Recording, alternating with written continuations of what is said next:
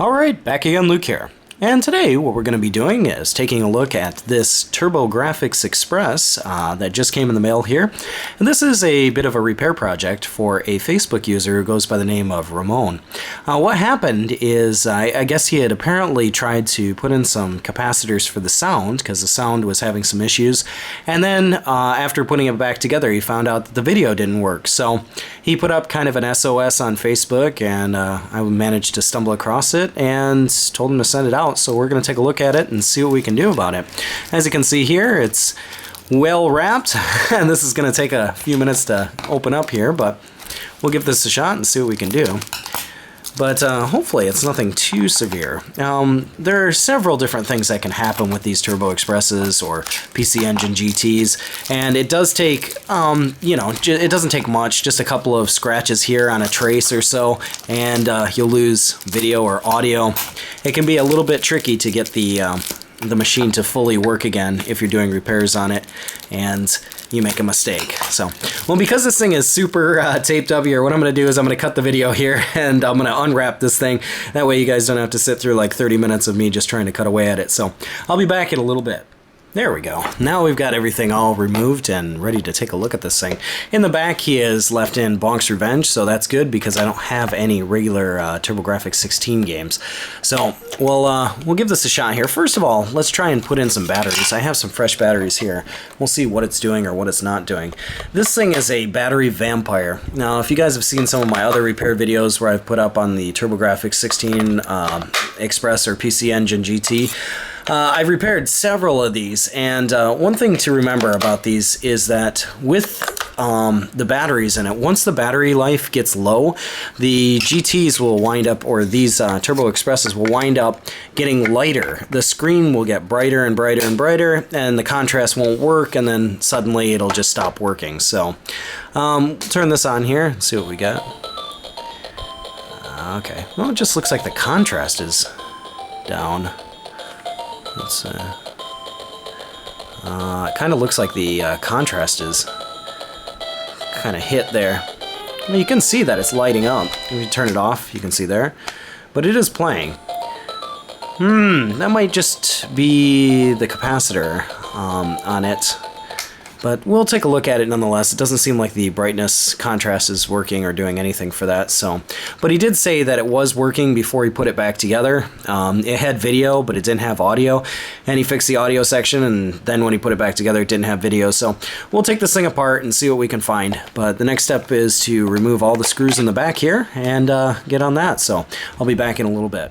Okay, so as you can see here, we've got the unit all opened up, and one thing I was kind of surprised about when I first opened it is the missing capacitor here. I thought, wow, that shouldn't be like that, but after further inspection, you can see there was a couple of wires here jumped from the bottom of the PCB up to the front here, and there is the cap.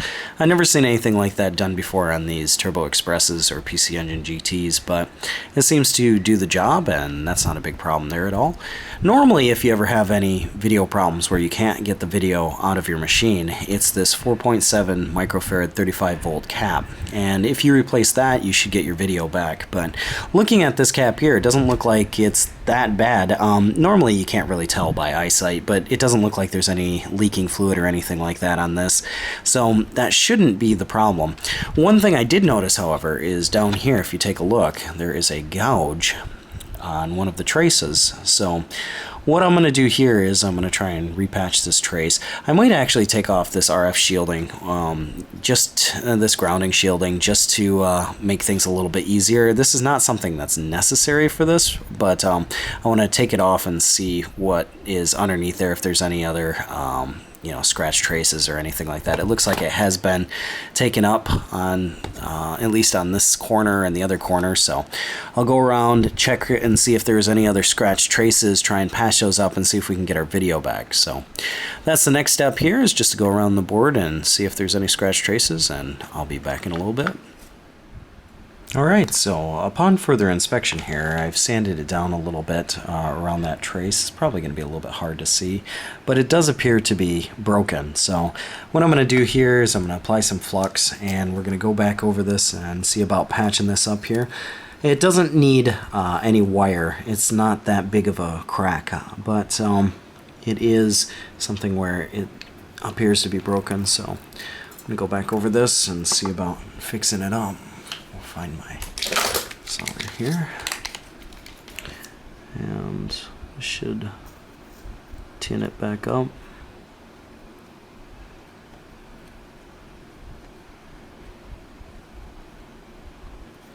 Should be alright. The one next to it too also looks a little bit damaged, but sand that away and give that a go as well.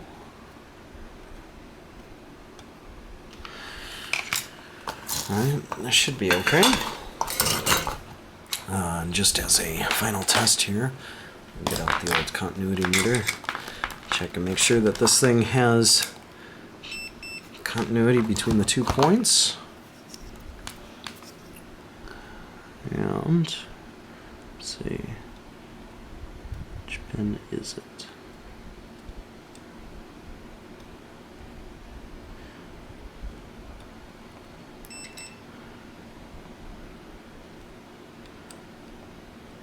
So there we go.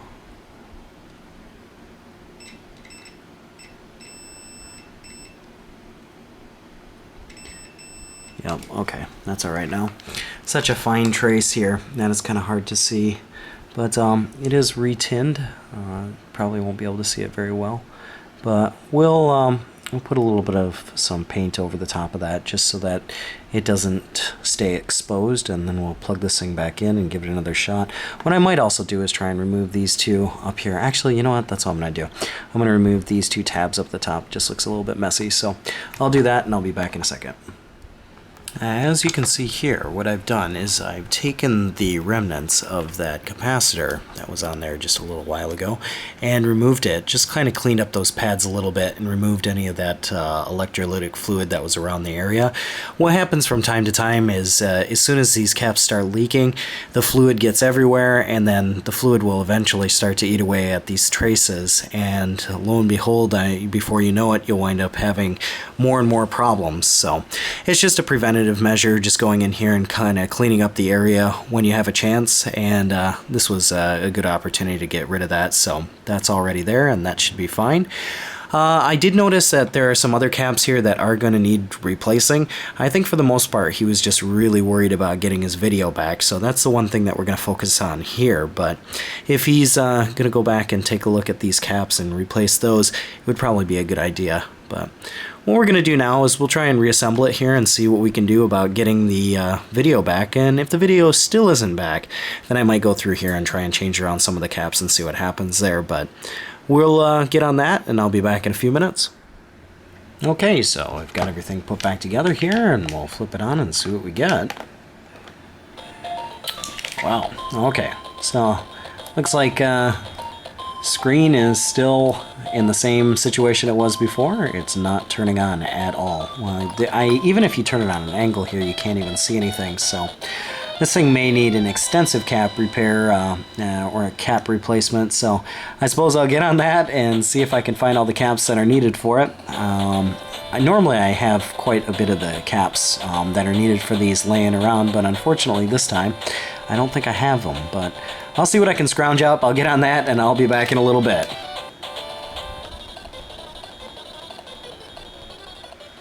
Okay, so as you can see here, what I've done is 2 of those really bad caps, I've gone and replaced those. These were 6 volt 100 microfarad caps, and I went and replaced them with 2 of these low-rise ones, so that hopefully it should be able to close a little bit better. But they looked really, really bad. The amount of corrosion on the bottom of those legs was really rough. But once again, I mean, this top one here looks pretty good, so we'll just go around the board here and replace these caps one by one until we can get the video to come back. But I'm going to put this thing back together here, and then we'll give it another test run and see what we get. So I'll be back in a little bit. Alright, so I've just got a couple of screws here holding this thing together just temporarily so we can give it a shot, and we'll flip the old switch on and see if we get anything different. Doesn't seem to be doing too much different. Oh, there we go. Oh, it's starting to brighten up a little bit. Oh, there we go. Oh, it's coming back now. Yeah, it's definitely going to need the rest of those caps replaced, but we do have video now, which is good. Seems like those two caps down at the bottom there were part of the main problem. Getting the other caps up the top replaced will definitely get this thing working a lot better, I think. But at least it is turning on. It looks like it takes a little bit of time there for the caps to charge up, though.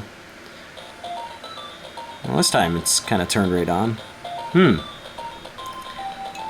Well, nonetheless, it's back to at least coming on here. It's functional, so the other thing to do is just to replace the rest of those caps, and that should be enough for the machine to be fully functional again. But nonetheless, here I think we can at least say that the system is charged up and it is working here. Could be a fact of just that first time with the new caps in there, just needing to charge up, but. Yeah, it's kind of successful. So I might see what else I can do, see if I can find some other caps here, but it's definitely going to need that 4.7 microfarad cap replaced. Unfortunately, I don't have any on me right now, so I can't fix that, but it is up and running. And yeah, that's about all for me for right now. Like always, I'll put up another video here soon, so thanks for watching. Yee.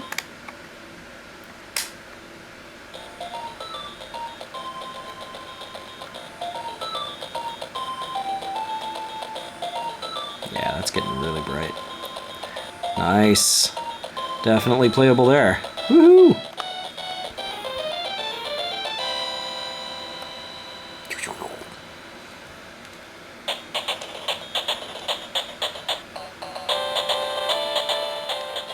I suppose one last thing here, and that is, if you take a look at the machine, it's in some pretty grungy shape. It's got like tape residue and all sorts of nastiness on it. So since I really hate seeing stuff like this, what I'm going to do is I'm going to clean this thing up, and then I'll show you guys a little bit of a before and after with it. I just don't like sending these kind of machines back, especially when, you know, they're such precious ones. Looking a little bit rough, they should go back and be looking kind of pristine here. So that's what I'm going to do. I'm going to try and get on this and clean this beast up here, and then show you guys a little bit of what it looks like when I get done with it. So I'll be back in a little bit. Well, this video might be a little bit endless, I don't know. But there were a few caps here that were actually kind of irritating me, and those were two up here, those 100 microfarad 16 volt ones. And these ones were actually leaking quite badly. As you can see, the bottoms there are really shiny, and I don't like leaving a job that's kind of half done. Normally, if I can help it, I'll try and go as far as I can to get everything back to running perfectly. It just irritates me if I leave something half done. But there's a couple of caps. There's one over here, 22 microfarad 35 volt one that I replaced, and then these two here. Hopefully that'll make things a little bit better, but once again, it's not all the caps, so I'm kind of like, I'm not really a big fan of it. But hopefully it'll be enough to where the system, you know, will power on normally. I'll try it again and put the batteries in here, and we'll see what we get. But just something that I wanted to do, go back and replace it, because I just didn't like the way that it was turning on. But we'll see if it changes anything, and if it does, great. If it doesn't, then, well, it's going to need a full cap kit. But yeah, I'll get on that. I'll make another part to this. See you guys in a little bit. Alright, so when I was going to give the buttons a test here, I found that some of the buttons weren't working exactly when they should.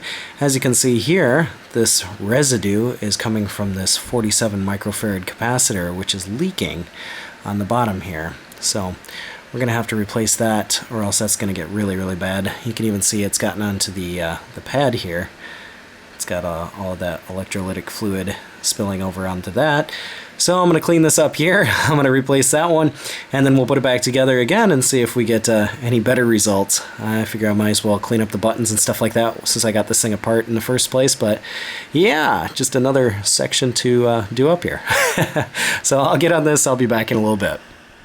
Okay, so as you can see here, I've got it all cleaned up, and unfortunately there was some sort of like fiberglass or some glue residue on the side here that I just couldn't get off, but I did my best to clean it up. I cleaned up the grill area and all the buttons, took that all out, and when I got done with this thing and I started, you know, I tried it for the last time, I still noticed that the screen was getting a little bit dark at the beginning and then getting brighter, and I knew it was those 4.7 microfarad caps in the top, and I knew that I just, you know, just for my personal you know, I guess pet peeve. I couldn't send it back the way it was, so I went searching around the house in every location I could possibly search, try and find a couple of 4.7 microfarad caps, and sure enough was able to find a couple and put those in.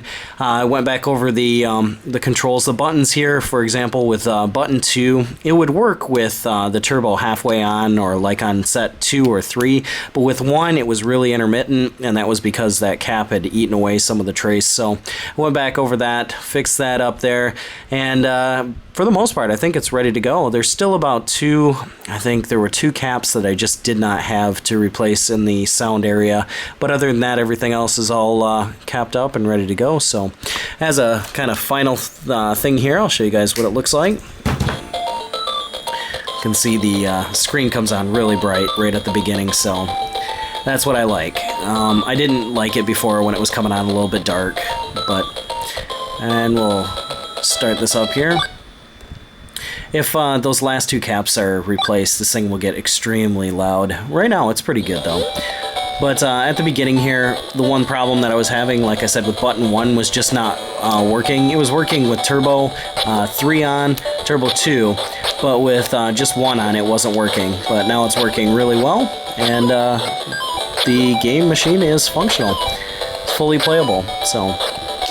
But nonetheless, just wanted to share this with you guys here. I know I was going to end this video quite a while back, but just kept finding more and more problems coming. And, you know, with these machines here, especially with the PC Engine stuff, it's best to do just all the caps at one time. If not, you'll find that some caps will wind up failing on you just suddenly. And it's one thing that happens with these systems. So if you're going to do a cap kit on these or the Duo or anything like that, make sure that you do all of the caps on it, or else you're going to find yourself just going crazy, because as soon as you get one set of caps done and you have a couple left, then those are going to fail, and it's just inevitable. So, but yeah, this thing's ready to go, so just want to share this with you guys here, and yeah, that's about all for me for right now. Like always, I'll put up another video here soon, so thanks for watching. Woo! Bonk is alive!